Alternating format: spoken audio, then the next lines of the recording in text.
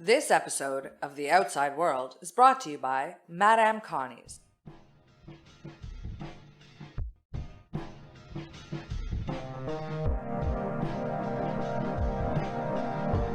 Silo Voice Studios presents The Outside World, Part 2, Madeline's Day Off.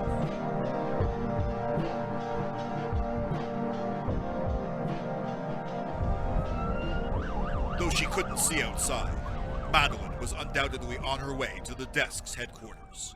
As she hoped her message to Frank had made it through, she wondered if there's anything she could have done differently yesterday.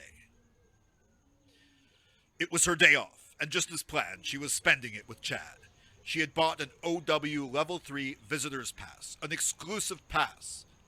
But she could afford it. The couple was enjoying Montreal's Plateau neighborhood, their neighborhood, in the real world. But something else was on her mind. Sorry, what was that? I had inquired if you wished to walk near the artificial lake and perhaps sit down. LaFontaine Park is supposed to feature live ducks. Yeah, sorry, Chad. My mind was, well, I don't know where it was. Figuratively, of course. Ha! Ha! I was not going to correct you. I learned that lesson a year ago on our first date, and I suspect that figuratively, your mind was still at your job.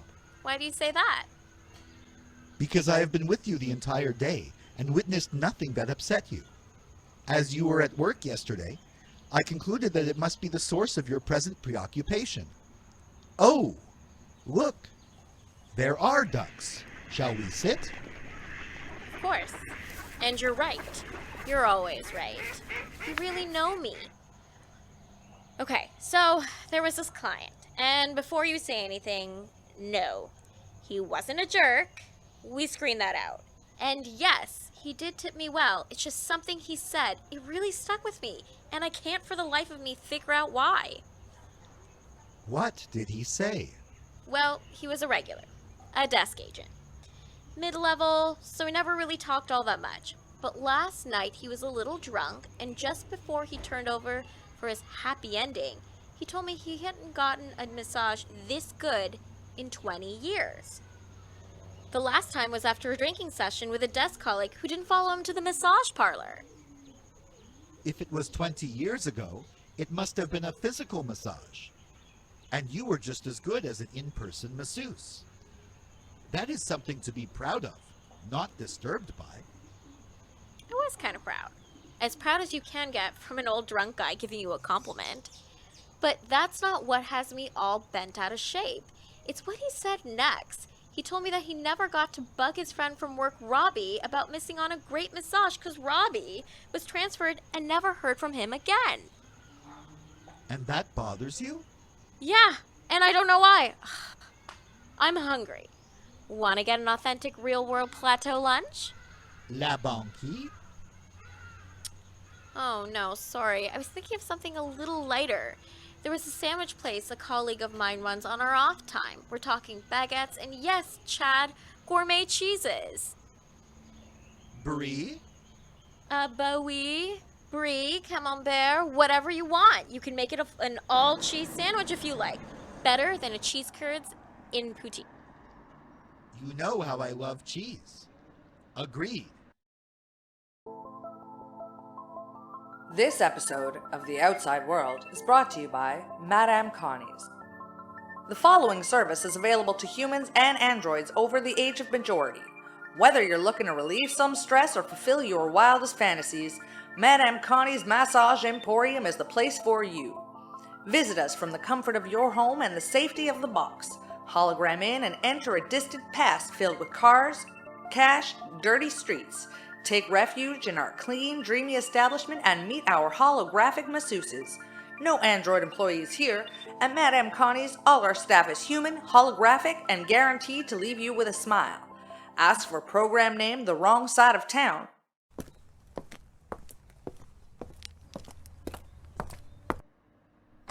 Madeline, so great to see you in the real world.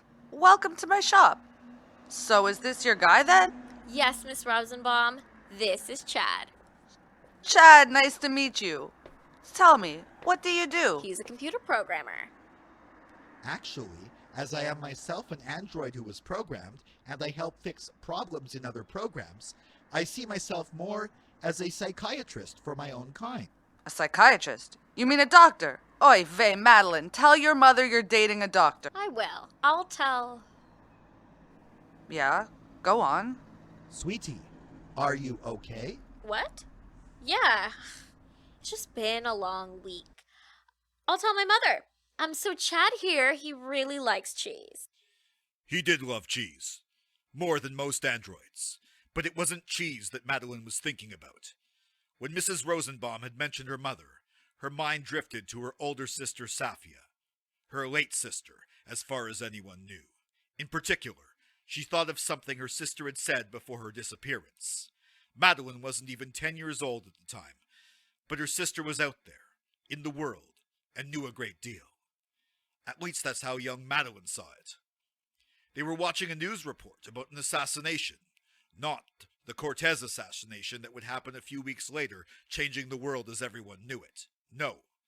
This was a seemingly unimportant assassination of a desk regional director named Arthur Lemire. When the prime suspect flashed on the screen, Safiya's face froze for a moment, and then she said, That's Robbie. No. They've got the wrong guy.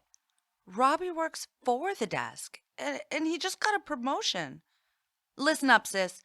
Something is very wrong here. Robbie didn't kill Arthur Lemire. You know what? I'm sorry. Don't worry. I'm sure it's a misunderstanding. Guess Robbie and I will have a laugh about this next time I see him. But there wasn't a next time. And while there were plenty of laughs on the way back to the plateau apartment Madeline and Chad shared, she was keeping up a good front. She knew what was bugging her. Robbie. It couldn't be a coincidence. This random client had confirmed what her sister had said so many years before. She had to do more research, but that wouldn't be easy, as this was still date night. I have had a great time today. Perhaps we should sit and talk for a while, then adjourn to the bedroom. Hubba. I'd love to, but I really have to, call my mom first. It might be a while, so I suggest you switch off for an hour and save power. You're gonna need it for later. Quite enticing. Before I switch off, did you ever figure out what was bothering you? Yeah, I had a client named Robbie once. Total asshole. See you soon, babe. Switching off. Madeline didn't like lying to Chad, but knew that the desk could download anything they wanted to from him, so she kept her second life as an agent of the plan a secret. That hadn't caused many problems, as she was pretty much a sleeper agent now, but with her recent discovery, that was bound to change. Dora, search for topic, Arthur Lemire, assassination. Hello, Madeline. I am happy to help. Searching. I'm sorry, no public records match that exact search term. I have several records with the name Arthur Lemire, but none mention assassination. Dora, refine search of records containing Arthur Lemire to those which include terms desk, regional director, and Montreal. One record found. Image is attached. Would you like to... Yes, Dora. Read the record and display image. Arthur Lemire is the former regional director for the Department of Enterprise, Society and Knowledge, acronym DESK, for Eastern and Atlantic Canada. Presently retired and living in Montreal. He is 62 years old. Lemire rose to prominence... Dora, stop reading. Access personal cloud, Maddie52. Okay. Open folder, Safiya storage, and display all contents. Let's see. It's gotta be here somewhere. There. Dora, play video file, Robbie TV. Holographic version not possible. Say standard to play in standard. Standard. In a shocking daytime assassination, Desk Regional Director for Eastern and Atlantic Canada, Arthur Lemire, was shot as he walked down a busy Griffintown street. Exactly like Cortez, even the same street corner. The assailant approached Lemire, concealing a firearm behind a pamphlet, and shot him in the chest, then another time in the head, screamed, "Free us yesterday," a slogan attributed to the underground group The Plan, before running away. I knew I wasn't imagining this.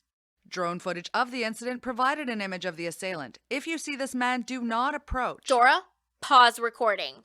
Oh my god. Display image from previous search next to video. Now, extrapolate from visual data. If the person in the image on the left, aged 20 years, could he be the person in the image on the right? Affirmative. So Robbie was accused of Lemire's murder, which never happened according to public records, but mirrored the Cortez assassination to a T. An assassination there are tons of records on, and now Robbie is Lemire and very much alive? Was this a dry run? Could Cortez not be what everyone thinks it is? Dora, resume video. Lemire is survived by his widow Chantal. Madeline couldn't believe her eyes. The widow of the now supposedly alive Lemire, Chantal, was the spitting image of the woman she had come to know as Madame Connie.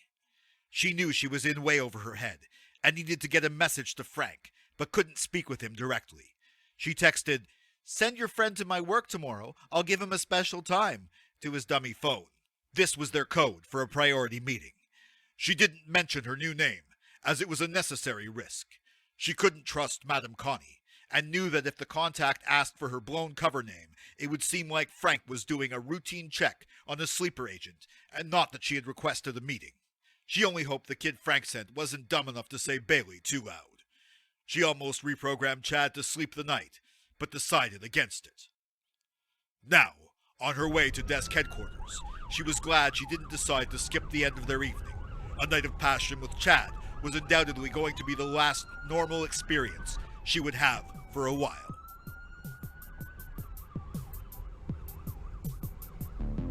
The Outside World is a radio drama produced by Siwo Voice Studios in Montreal, Quebec, Canada, featuring the voice talents of Jason C. McLean, Don McSweeney, and Leandra Pinto, featuring original music by Patrick Gardiner and Ronnie Mizrahi, radio play written by Jason C. McLean, from a story by Jason C. McLean, Don McSweeney, and Leandra Pinto, recorded by Patrick Gardiner, edited by Jerry Gabriel.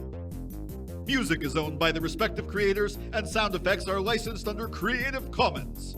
Story and production copyright 2022 Siwo Voice Studios. Follow us at Siwo Voice Studios on Facebook and at Siwo Voice on Twitter. Support us at patreon.com/SiwoVoice for exclusive content, merch, and more. Listen to us wherever you get your podcasts or at siwovoice.com. Join us for part 3, The Real World.